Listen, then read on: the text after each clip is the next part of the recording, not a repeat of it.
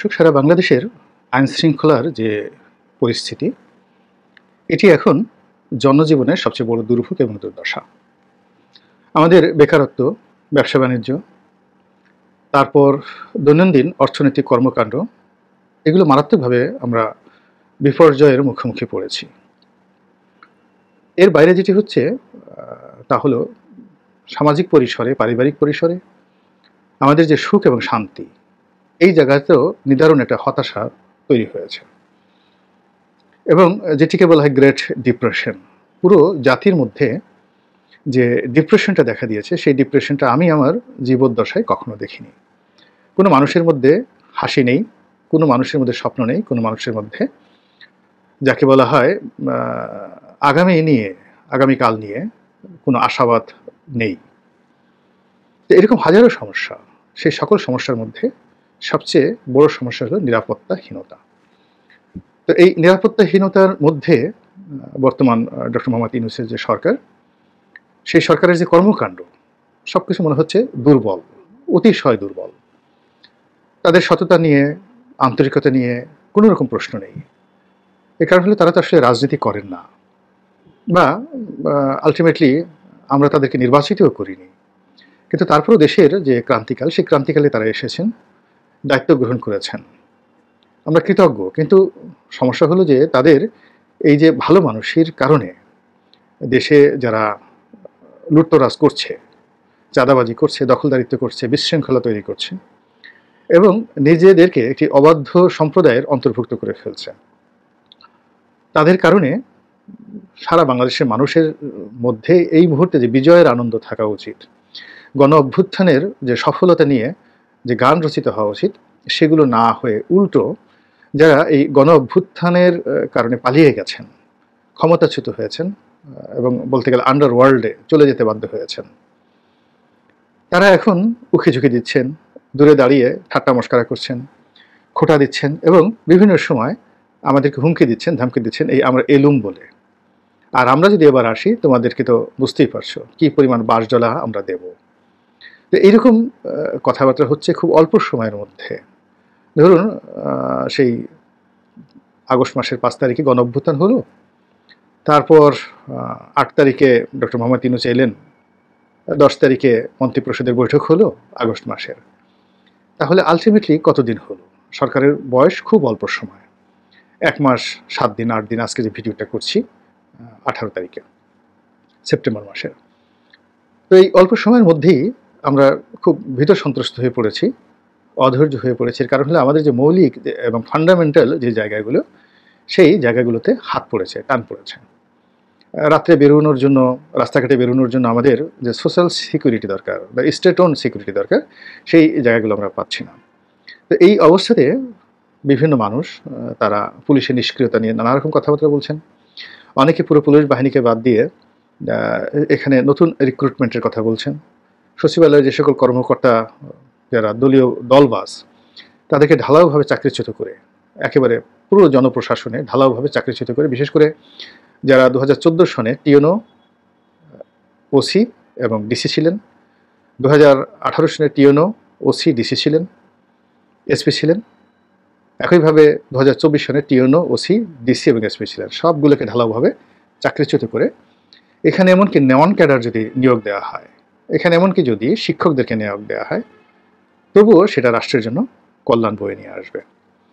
তো সেটি সরকার সেই যে একটা রাষ্ট্রিক যে ডিসিশন, সেখানে যেতে না পারার কারণে জনপ্রশাসন থেকে শুরু করে, মানে যেটাকে সিভিল অ্যাডমিনিস্ট্রেশন বলা হয়, সেখান থেকে শুরু করে পুলিশ অ্যাডমিনিস্ট্রেশন থেকে শুরু করে আরও অন্যান্য যে সকল রাষ্ট্রের গুরুত্বপূর্ণ জায়গা রয়েছে, ইনক্লুডিং আদালত, আইন আদালত, সব জায়গাতেই জনগণের আশা আকাঙ্ক্ষার প্রতিফলন হচ্ছে না। তো এই জন্য মানুষের মনে হতাশা, এবং সেই হতাশাটা একেবারে শুরুটা, যেটা বীজ, শীর্ষ, সেটা হলো আইনশৃঙ্খলার নিদারুণ অবনতি।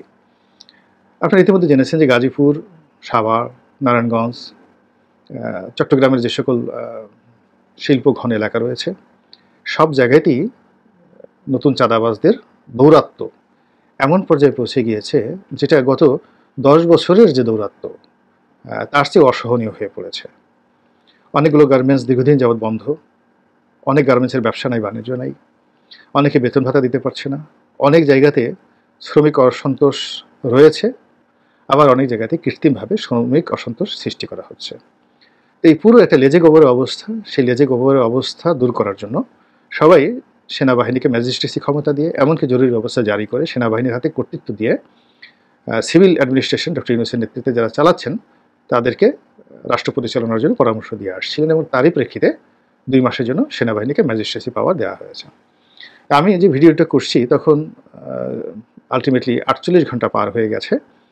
তো এর মধ্যে আসলে দৃশ্যত এখনও পর্যন্ত সুসংবাদ, স্বস্তিদায়ক কোনো কিছু আমরা এখন পর্যন্ত দেখছি না, বাট আমরা এখন আশাবাদী যে সেনাবাহিনী খুব দ্রুত পরিস্থিতি নিয়ন্ত্রণে আনবে। তো তাই যদি হয় তাহলে আলটিমেটলি এখন কি পরিবেশ পরিস্থিতি তৈরি হতে পারে। সেনাবাহিনী যদি এই মুহূর্তে অ্যাকশনে যায় এবং রিয়েল অ্যাকশনে যায়, তাহলে বিএনপির অনেক নেতাকর্মী তারা এখানে ধরা পড়বেন, একটা ইউনিয়ন পর্যায় থেকে শুরু করে উপজেলা পর্যায়ে। এবং এই যে নেতাকর্মীদের সংখ্যা, যাদের বিরুদ্ধে ইতিমধ্যে চাঁদাবাজির অভিযোগ এসেছে এবং লোকজন যাদেরকে দেখিয়ে দেবেন, পয়েন্ট আউট করে দেবেন, তাদের সংখ্যা যদি বলা হয় তাহলে কম করে হলেও তাদের সংখ্যা কয়েকশো হবে, কয়েকশো না ঠিক, তাদের সংখ্যা হবে বলতে গেলে হাজার হাজার। আমি যদি বলি 50,000, এটাও কিন্তু অস্বাভাবিক কিছু নয়। তো এখন এই মুহূর্তে যদি বিএনপির তৃণমূল পর্যায়ের 50,000 লোককে টার্গেট করে সেনাবাহিনী গ্রেপ্তার অভিযান চালায়, আর যদি মাত্র 5 থেকে 10,000 লোককে শাস্তি দেয়, গ্রেপ্তার করে, তাহলে সেটি এই মুহূর্তে বিএনপির জন্য একটা রীতিমতো ডিজাস্টার, রেড অ্যালার্ট।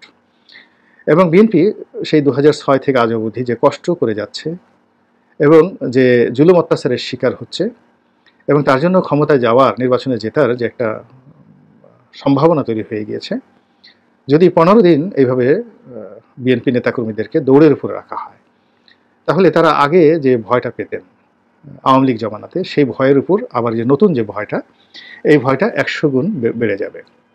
প্রথমত যারা অন্যায় করেছে তারা তো ভয় পাবে এবং তারা নির্মূল হয়ে যাবে, এতে কোনো সন্দেহ নেই।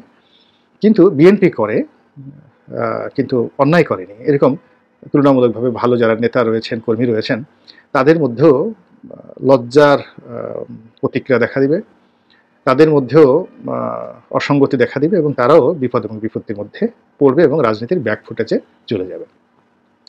এবং বিএনপির এই দুরবস্থা যদি হয়, সেক্ষেত্রে তাদের যারা প্রতিপক্ষ রয়েছে তারা সিমেন্টেড হয়ে যাবে এবং দূরে দাঁড়িয়ে দাঁত বের করে তারা হাসতে থাকবে, খিলখিল করে হাসতে থাকবে, এবং অনেকে গর্ত থেকে বেরিয়ে আসার চেষ্টা করবে, যাদের মধ্যে মূলত পলিটিক্যাল ম্যাচুরিটি আছে কিন্তু অন্যায় নেই। যেমন আওয়ামী লীগের কথাই আমি যদি ধরি, আওয়ামী লীগের এই যে সেনাবাহিনী নামানোর বা ম্যাজিস্ট্রেসি ক্ষমতা দেওয়ার এই খবর পেয়েই আওয়ামী লীগের মধ্যে এক ধরনের চাপা উল্লাস লক্ষ্য করা যাচ্ছে। তারা ইতিমধ্যে তাদের যে ভেরিফাইড পেজ, ফেসবুক পেজ আছে, সেখানে তারা ঘোষণা দিয়েছেন যে যারা জুলুম এবং নির্যাতনের শিকার হয়েছেন, যাদের বাড়িঘর অন্যায়ভাবে জ্বালিয়ে দেওয়া হয়েছে, তারা টহলরত সেনাবাহিনী দলকে জানানোর জন্য অনুরোধ করা হয়েছে। আর বলা হয়েছে যেহেতু সেনাবাহিনীকে ম্যাজিস্ট্রেসি ক্ষমতা দেওয়া হয়েছে, ফলে এখন সেনাবাহিনী আওয়ামী লীগের যারা লোকজন রয়েছে তাদেরকে উপকার করতে পারবেন। তো এই যে বক্তব্য, এই বক্তব্যতেই বোঝা যাচ্ছে যে আওয়ামী লীগ কতটা স্বস্তির নিঃশ্বাস ফেলেছে। এবং বাস্তবে গিয়ে যদি সেনাবাহিনী সত্যিকার অর্থেই তারা অ্যাক্ট করে, রিয়াক্ট না করে অ্যাক্ট করে, তাহলে বিএনপির হাজার হাজার নেতাকর্মীকে আবার পালাতে হবে এবং রাজনীতিতে একটা বিরাট শূন্যতা তৈরি হয়ে যাবে।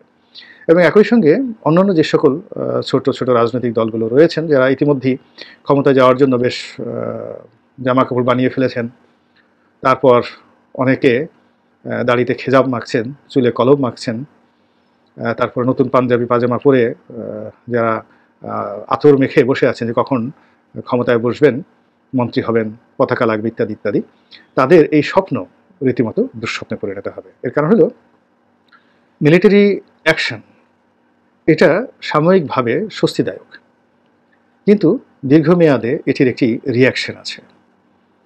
তো রিয়াকশনটা হলো যে রাজনীতির প্রতি মানুষ আস্থা হারিয়ে ফেলে।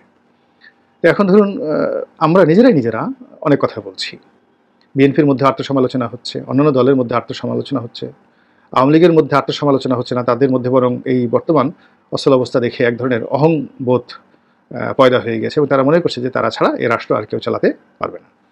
এদিকে রাষ্ট্রের যে অর্থনৈতিক অবস্থা, এটি একেবারে রীতিমতো ফোকলা করে দেওয়া হয়েছে।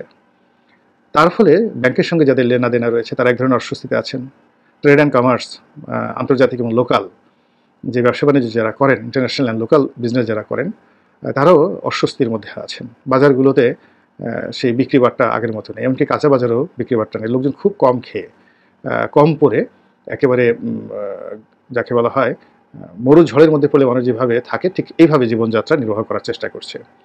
তো এটা আমাদের অর্থনীতির যে চাকা, এটিকে উল্টো পথে ঘুরিয়ে দিচ্ছে। এটার ফলে কি হলো যে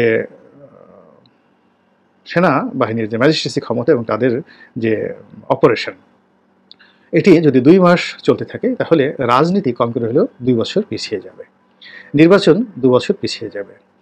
এবং নির্বাচন 2 বছর যদি পিছিয়ে যায় তাহলে এই গণঅভ্যুত্থানে যারা বিজয়ী হয়েছেন নির্বাচনকে সামনে রেখে, তাদের স্বপ্ন 10 বছর পিছিয়ে যাবে।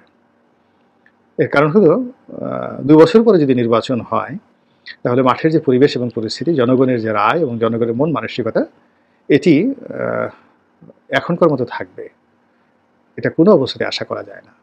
আমরা দেখুন সেই 1 মাসের মধ্যে আমাদের মন মানসিকতার কত পরিবর্তন হলো, গত 2 মাসের মধ্যে আমাদের মন মানসিকতার কতবার পরিবর্তন হলো।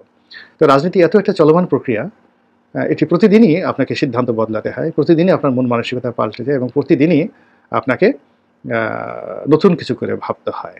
কাজেই 2 বছর পরে যদি কোনো ইলেকশন হয়, 5 বছর পরে যদি ইলেকশন হয়, ফলে এখন আমরা যারা আছি স্বপ্ন দেখছি রাজনীতির, সেই স্বপ্ন সেই সময়টাতে কীভাবে কাজ করবে সেটা বলা যাচ্ছে না। তবে এটি নিশ্চিত যে সেনাবাহিনীর এই যে অপারেশন, এটি জনগণ এই মুহূর্তে সবচেয়ে অন্য সব কিছু পরে, ইলেকশন, ক্ষমতা, এমপি, মন্ত্রী হওয়া, মানে যে যার অবস্থান থেকে যা কিছু চিন্তা করছেন সব কিছুকে সেকেন্ডারি, প্রিলিমিনারি হলো এই মুহূর্তে আইনশৃঙ্খলার উন্নতি দরকার এবং সেই কাজের জন্য সেনাবাহিনী নামছে। আর সেনাবাহিনী নামার সঙ্গে সঙ্গে একেবারে চটজলদি বিএনপির ক্ষতি হয়ে যাবে এবং বিএনপির সাথে সাথে অন্যান্য যারা এই মুহূর্তে রাজনীতির মেইন স্ট্রিমে আছেন তারা ক্ষতিগ্রস্ত হবেন। আর যারা ব্যাকফুটে যারা আছে, জাতীয় পার্টি, আওয়ামী লীগ, রাশেদ খান মেননের দল, অন্যান্য যারা আছে, অর্থাৎ আওয়ামী লীগের যারা সুবিধাভোগী ছিলেন সবাই স্বস্তির নিঃশ্বাস ফেলবেন এবং ধীরে ধীরে ধীরে ধীরে কচ্ছপের মতো তারা ঘাড় বের করে এই লোকালয়ে আসার চেষ্টা করবেন। দেখা যাক পরিস্থিতি কোন দিকে যায়। আল্লাহ আমাদের সবাইকে হেদায়েত দান করুন আর হেফাজত করুন। আসসালামু আলাইকুম ওয়া রাহমাতুল্লাহি ওয়া বারাকাতুহু।